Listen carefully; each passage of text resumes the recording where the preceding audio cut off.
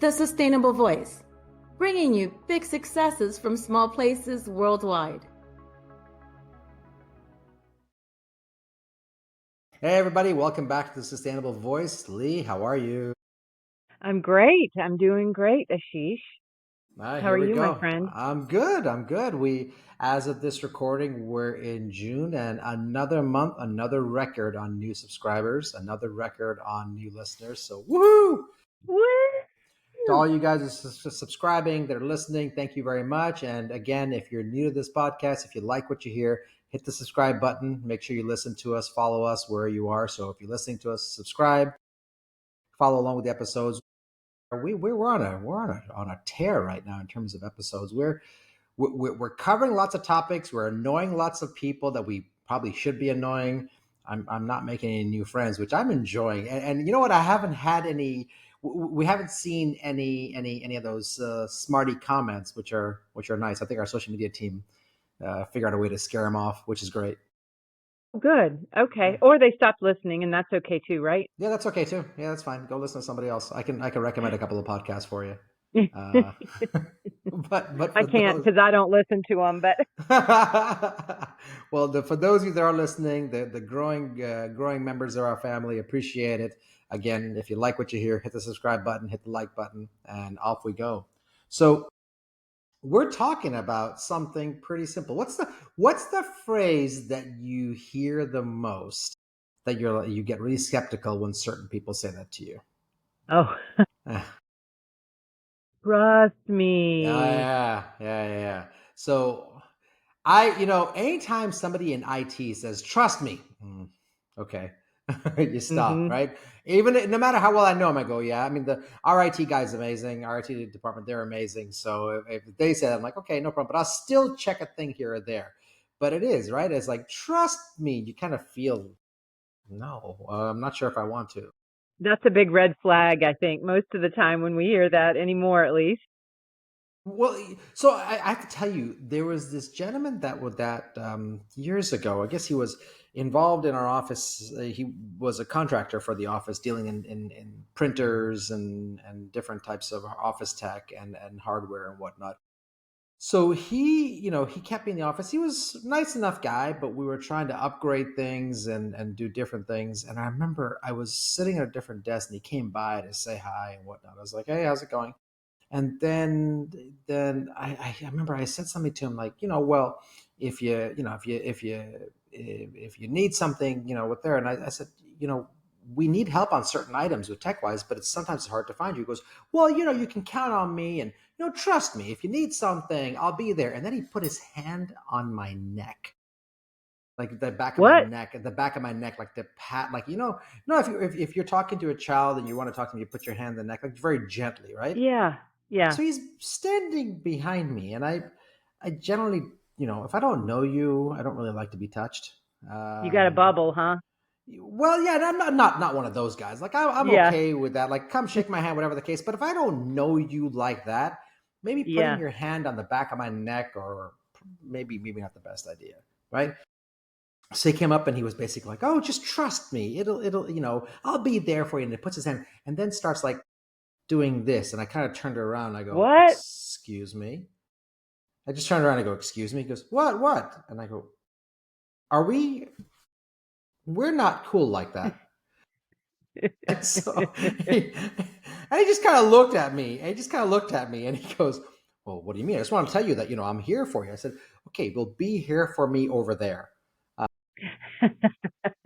I never had that happen. So whenever I hear the words "trust me," all I can't get out of my head is this dude basically put random guy, like he's deals with printers and whatnot, and putting his hand as if that's A, appropriate, B, I'd be okay with that, and C, where have those hands been?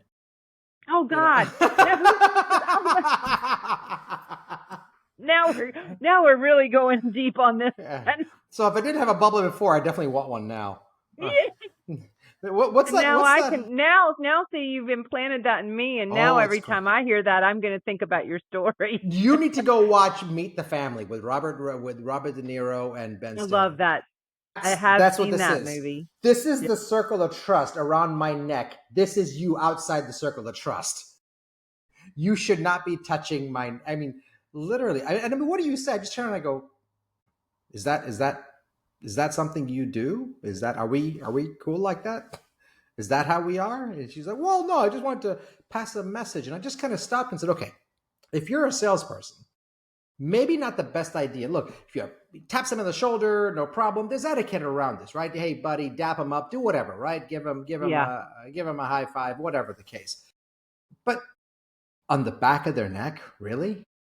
That's creepy. Yes. What if I had been working out and playing basketball and the back of my neck was all sweaty and you did that? I mean, Ew. He might that'd have be liked it. God. Yeah, I want two I mean, bubbles. we did go there.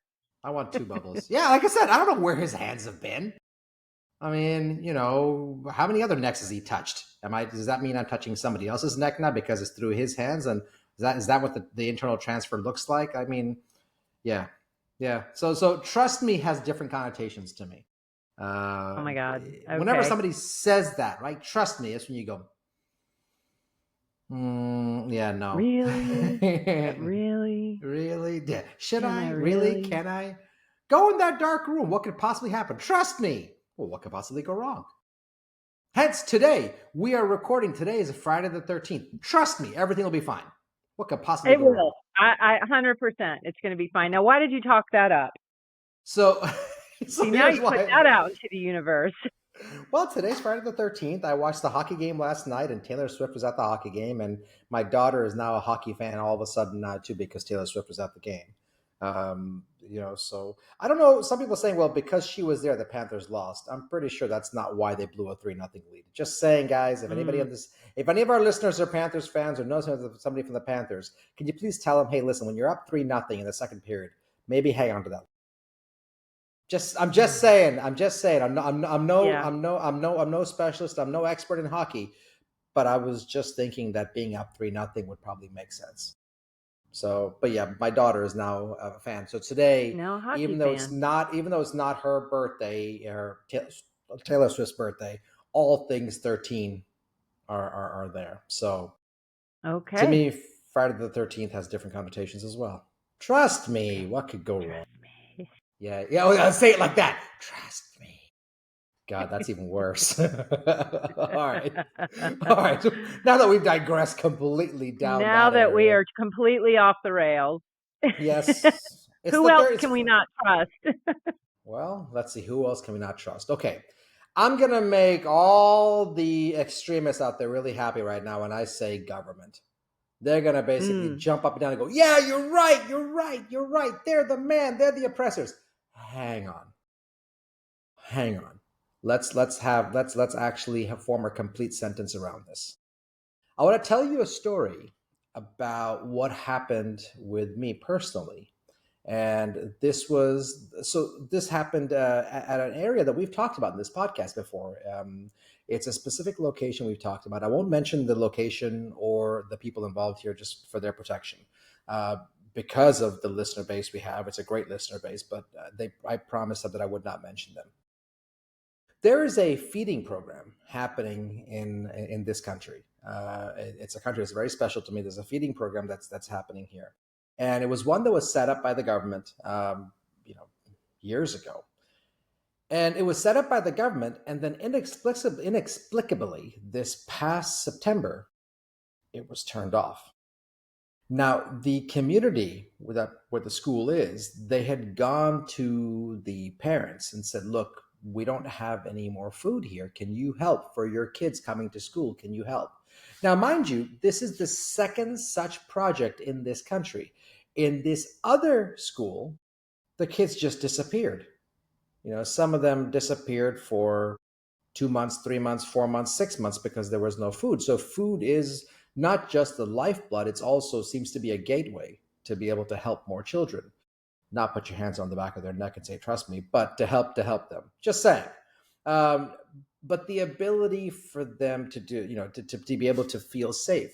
So they had gone to the parents, and some of the parents were able to step in and help because they were farmers. Many of them said, look, we're impoverished ourselves. We don't have any food at home. We were relying on you to feed our child that one meal for the day. So you're a 7, 8, 9 year old, you're getting one meal, Mm. and then whatever's grown, but you get one meal. And it was turned off. When you start putting the tea leaves together, it was turned off because the country where this specifically happened, they are so far in debt, paying back World Bank, IMF, paying back international lenders, that they've had to turn off programs in the form of austerity. Mm. Wow. So, and I say that because when they first doled out these programs, they could afford them, and it was trust me, Mm-hmm. trust me, I'll give you food, trust me, I'll provide you food, trust me. And then look what happened. And they didn't say they were turning it off, it just turned off. And this is September, and we just discovered this last month.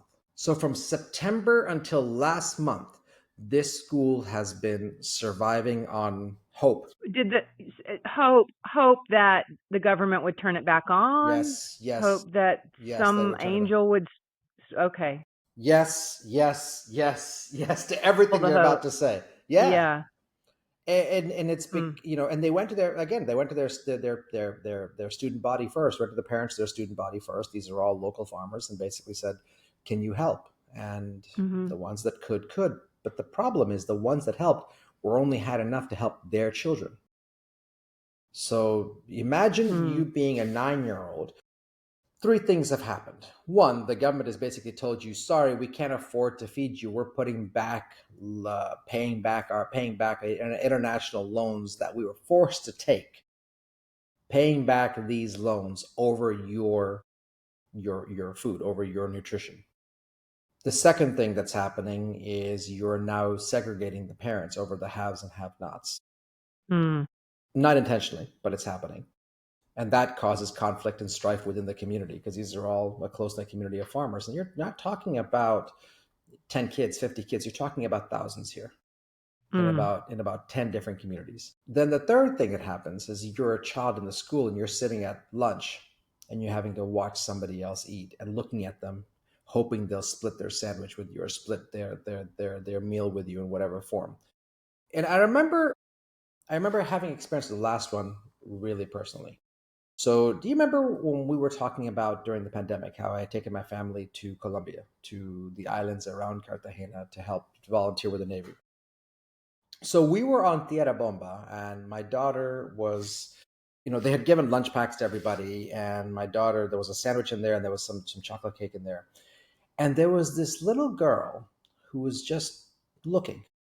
She didn't ask, she didn't beg, she was looking. So my daughter, without any coaching, without anything, went up and said, do you want to share with me? She came and sat. She took the cake. What was really cool with the cake is she went and shared with all of her friends. She took it and said, look, look, look, look, and went to all of her friends and shared the cake with all of her friends. She didn't say where she got it from, but she knew that she needed to get that. Now, Mm-hmm. that's awesome. That last part I've actually seen personally, because you actually see see this child. They're not going to speak up, right? A 9-year-old is already bashful as it is. Doesn't matter how confident they are. They're still in times of stress. They're going to shut down. So they're not going to say anything. They know it. They're accepting the circumstances because it is what they are. They're too young to understand what's happening around them, but old enough to understand that this is not what they want to do, right? So that becomes part of it as well in terms of the setup. So when we were going through this, that last part bothered me, because a child won't speak up, and nor should they have to, Mm-mm. but is literally sitting there and being told by the teachers, "I'm sorry, there's no food for you. Your parents couldn't afford to send any food for you." Can you imagine a parent and you're being told? And look, in America, we have Title I children, right? They're basically the ones that that require, I think it's Title I, children that are from difficult situations. They're provided for, and they know their situation. They see the kids around them having everything, fancy clothes and whatnot, and they know their situation. Here, it's not that case. Here, everybody's from the same cloth, right? They're all in the same community. They're all in the same social status. But all of a sudden, whereas parents wouldn't really make any big deal here about who has money and who doesn't, who's able to afford food and who doesn't. All of a sudden, the families are being segregated and they're being forced to segregate themselves. Not by the school, not by the teachers, by the unintended consequences of somebody from government saying, trust me, and then removing it. Now, I'm not saying that the government is villainizing themselves. I'm not saying they did this because they're bad people. That's not. So all of you guys that are saying, yeah, government, down with the government. Hold on, I'm not calling for anarchy. Let's stop for a second. What I'm basically saying is that if you are a country that owes more money in interest in debt than you have, and you're not alone, then what do? You have no choice but to shut down. If you are a country where only 10% of your people pay taxes because everybody else lives under the poverty line, or they just don't pay taxes because your apparatus doesn't allow for it and you don't have the means to fix it, what do? How do you fix that? Right? How do you work around that? If you're a country that was forced during the pandemic to take these kinds of, and I call them predatory loans, and I've made no bones about it. I have an open invitation to anybody from the World Bank and the IMF to come on this podcast. Don't argue with me. I'm not looking to debate you. Teach me. Pretend I'm an idiot. Maybe I am.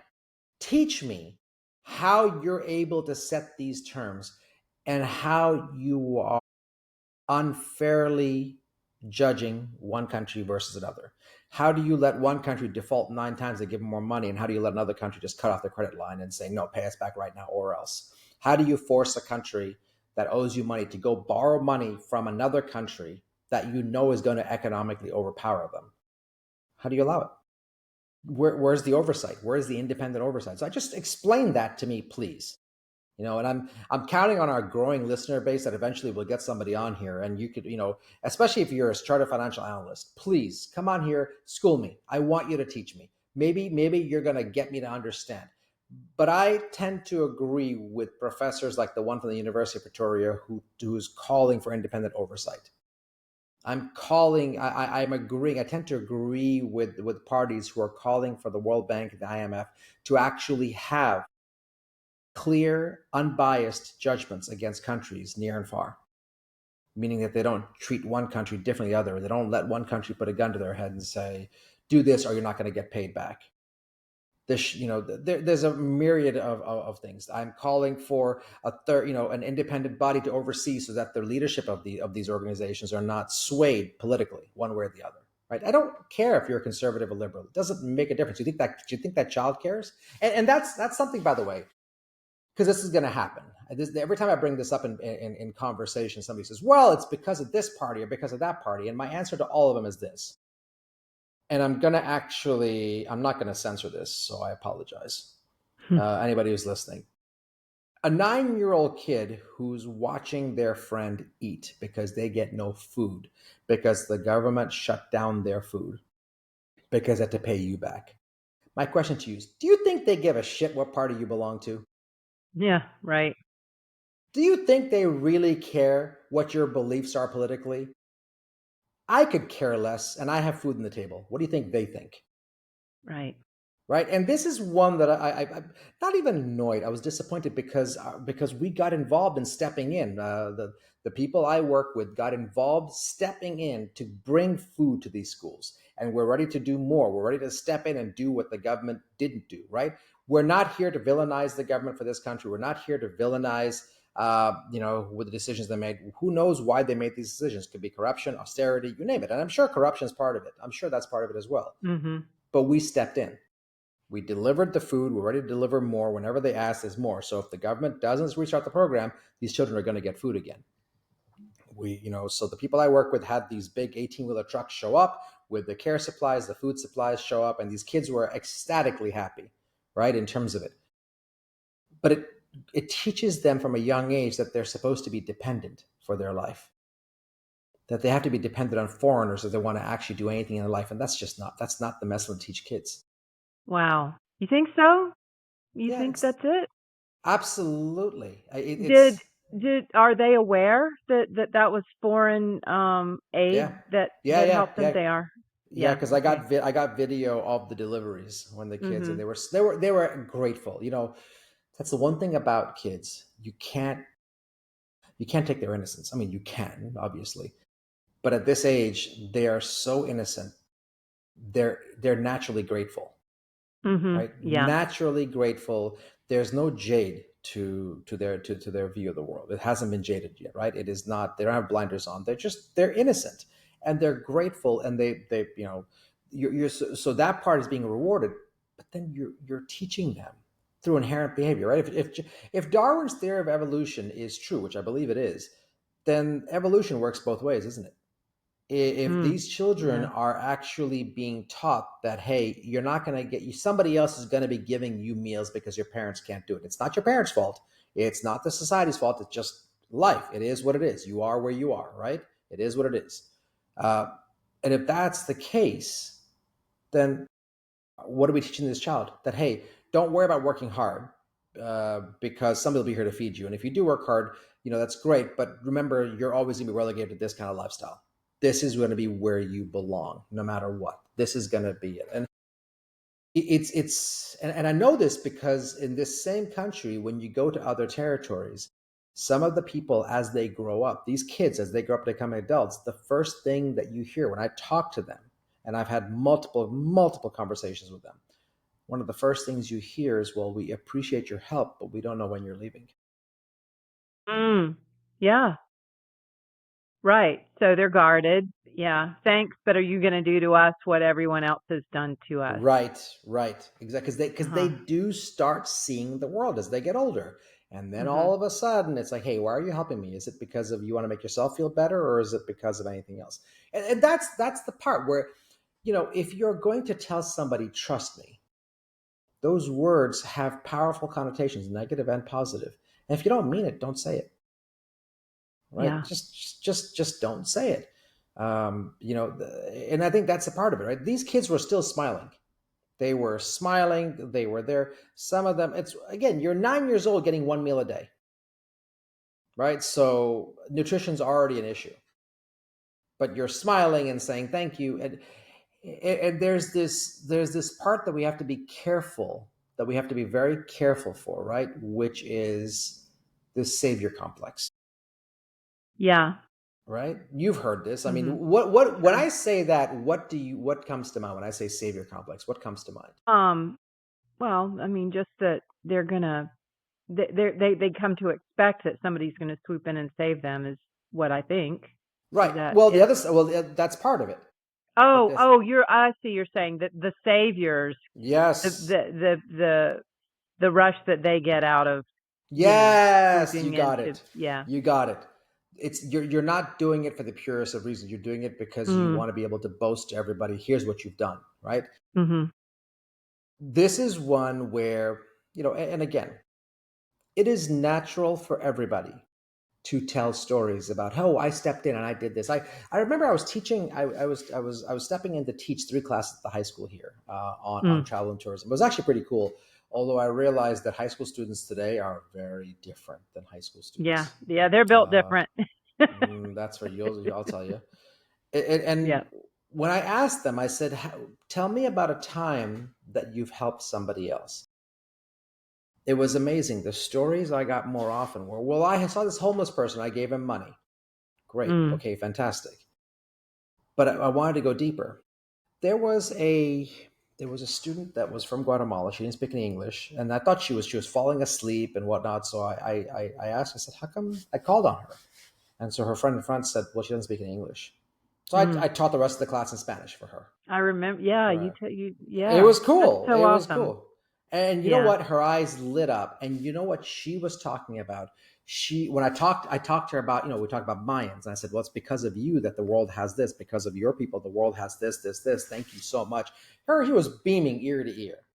And then I asked her the same question about what she has done for other people in Spanish. And she started telling me the story about how she was actually helping the people in her community because they were part of her community. That even though her family has, legally moved to the U.S., I know that's a hot topic right now, but even if they've legally moved to the U.S., and they're legally in this country, she still finds ways to support her community because it's part of her responsibility because she's the eldest of all of her siblings, all of her cousins and whatnot. She's the eldest. So she's the adult in the room. She's going to be the future matriarch of the family. And so she saw to herself that this is how I actually will be able to step in and help and whatnot. That says something. Yeah. I thought that was pretty cool as well in terms of how she was saying it. I thought that was really, really well put. And that's the difference, right? So I was thinking about this because I was thinking about, well, what would I say to the parents of these children? First of all, great job, telling your children that they should help other people. That's fantastic. I mean, in all honesty, that's fantastic. There was one child in particular, I remember, he was the class clown. To anybody who's a teacher listening, this absolutely works. Okay. So he was the class clown. And he basically was like, well, I do this. And then he looks around to see who's laughing at him, who's laughing what he said. Mm-hmm. Now I purposely didn't call attendance I knew all their names. I made sure to memorize the names of who was what. I didn't call attendance. I called him out by name. And I said, so, hey, how does he know my name? I go, hey, man, I also know where you live. All of a sudden, attitude changes. So, to all my teacher friends out there, God bless you. You guys are amazing. Sidebar for you guys. If you want to try this trick, don't call roll in the morning. Just memorize everybody's names, where they're sitting. Draw yourself a diagram, put the seat numbers in, and then as people sit down and just go around and introduce themselves, just have them say their names, then write down the names by the seat numbers so you know who's where, right? Give them assigned seats. And then when they come in, don't call roll, but by the second or third day, just call them out and say, so what about this? And mention the name. And then, you know where they live. You're not going to go to their house, but you can basically say, by the way, I know where you live. Oh, watch the color drain from their face. Class clown no more. Wonder if you can even get away with that in this day and age. That's a threat. That would be. I wonder if that's considered a threat. I mean, I know you just did it, but I'm yeah. 6'3" with a beard. What's he gonna do to me? What's he gonna do? And you were a guest.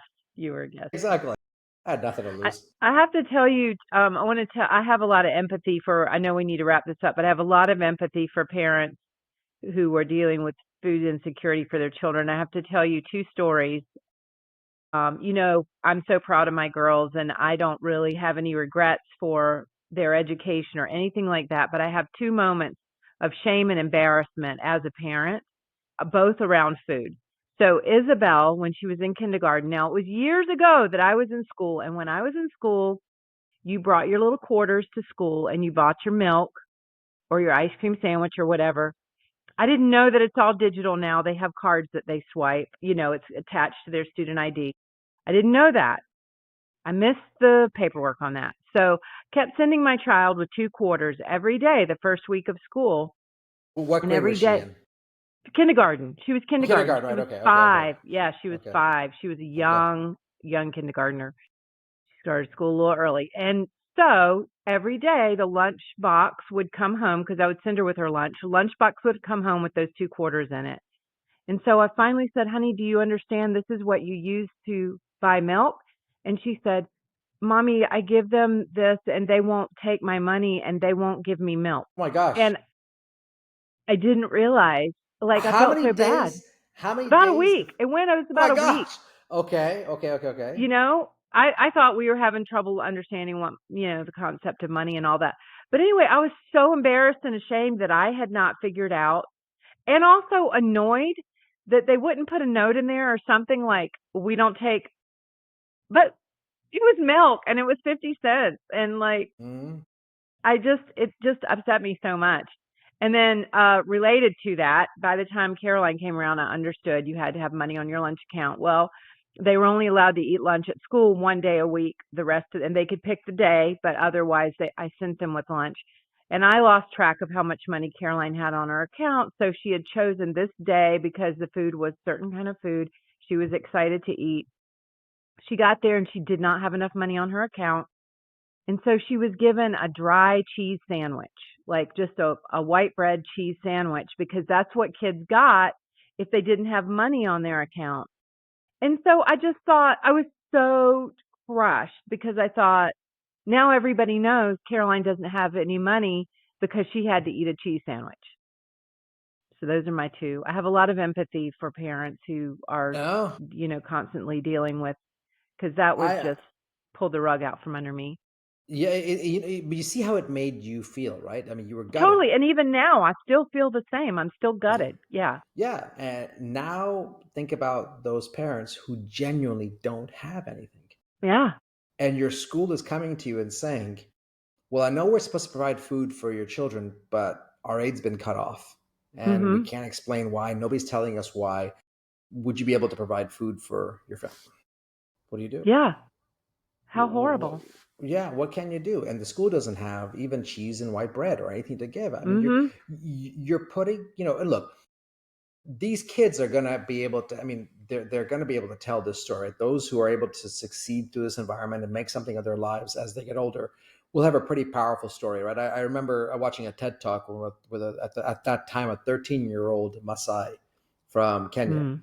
that was talking about his village in Nairobi National Park, his community, and talking about how he used a flashlight and took it apart and used this apparatus of a flashlight, of a blinking light, to simulate a moving light to keep lions away from his livestock. Wow. Whereas one of the biggest human wildlife conflicts in East Africa is lions and the tribes and Mm-hmm. the communities and protecting their livestock. They kill lions in self-defense. They're taught, and I remember him saying, we are taught from a young age to hate lions, right? But he believed in coexisting. So he was 13 when he gave this TED talk. He's an adult now. It was one of the greatest TED talks I've ever watched. And it was because of the fact that he did this. So these kids that make something of their lives, maybe they'll have a powerful story to tell. But we shouldn't be putting them in that position to begin with, right? No.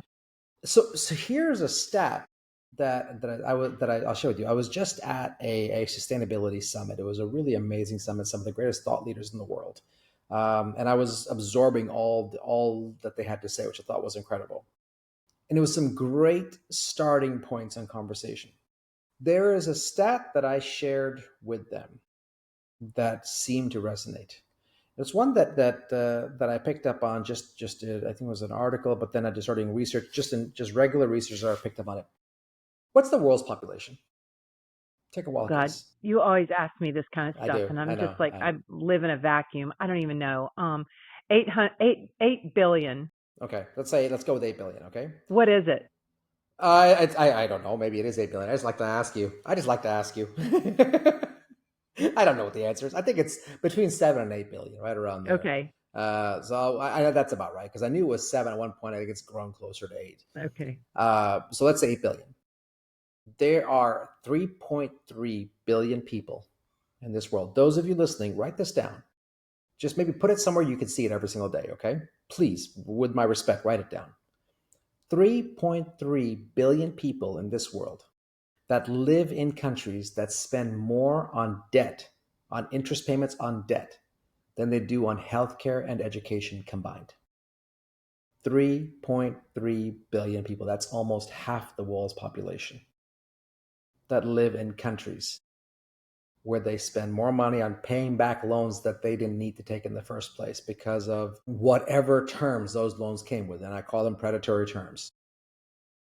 They spend more on paying their bills there than they do on taking care of their citizens through healthcare and education. And a byproduct of education is food. Mm-hmm. A byproduct of healthcare is medicine. The